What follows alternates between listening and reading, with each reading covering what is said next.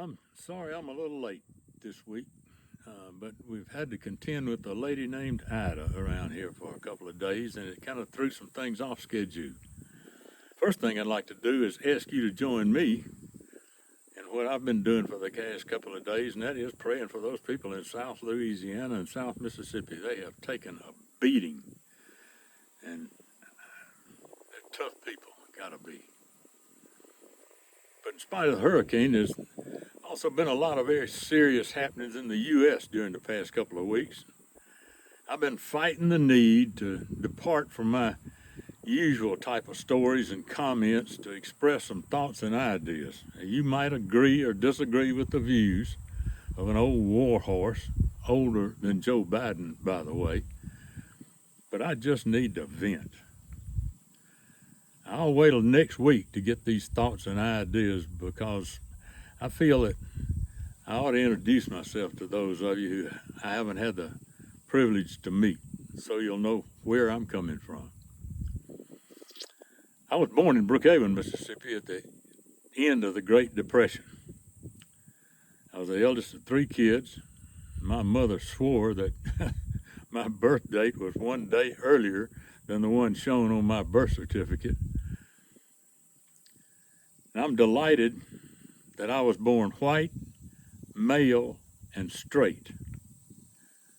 Now, if there are woke among you, you might be interested to know that my across-the-street neighbor is delighted to have been born black, male, and straight. And we're good friends. And we agree that neither one of us is racist. Now, from Brookhaven, my family moved to Jackson and then to Orange, Texas, and Brownsville, Texas, then Houma, Louisiana, which just got devastated last night. And finally to Natchez, Mississippi. And I loved all of those places. I finished high school in Natchez, my most special place. And after high school, it was on to the University of Mississippi, where I was able to work my own way through Ole Miss, except for 1 month when I had to ask my father for $20 because I was flat broke. There's no way that a kid could do that now. The outrageous cost of college education demands scholarships, family funding, or the student loan curse. I was the first one in either side of my family to attend college.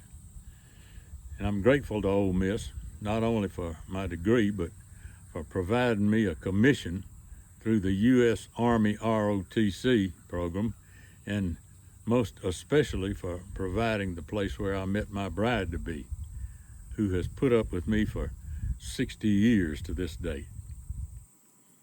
I'm a Christian. I have sired a son and a daughter, both of whom signed their names preceded by doctor, and a foster parent to a 15-year-old my wife and I gained when he needed, quote, family guidance, unquote. He's grown now, of course, and doing well. I'm grandfather of 11 at the last count. Now, after Ole Miss and 2 years active duty in the Army, I worked at IBM for 15 years selling computers when most folks didn't even know what computers were. This was back in the 60s, and my territory was Mississippi state and local government. And I sold the following Mississippi organizations their very first computer system: the Department of Public Safety, which is also the Highway Patrol, the Game and Fish Commission, which is now Fish and Wildlife, Forester Commission, the Motor Vehicle Comptroller's Office, the Department of Agriculture, Jackson State University, Mississippi University for Women, Alcorn State University, and State Central Data Processing Authority, among others. That job was wonderful. And after 15 years with IBM, I formed my computer software and consulting business, which I ran for 20 years.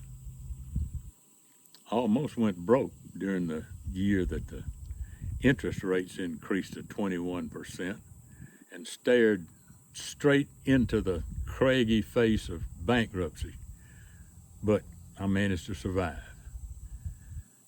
I've authored 2 books, recorded one of them, and performed at a bunch of storytelling festivals and after-dinner speaking. I'm neither a Republican nor Democrat nor Libertarian. I vote for the man or woman who convinces me that he or she really does love this country as much as I do, appears to be honest, and is capable of performing a job being sought.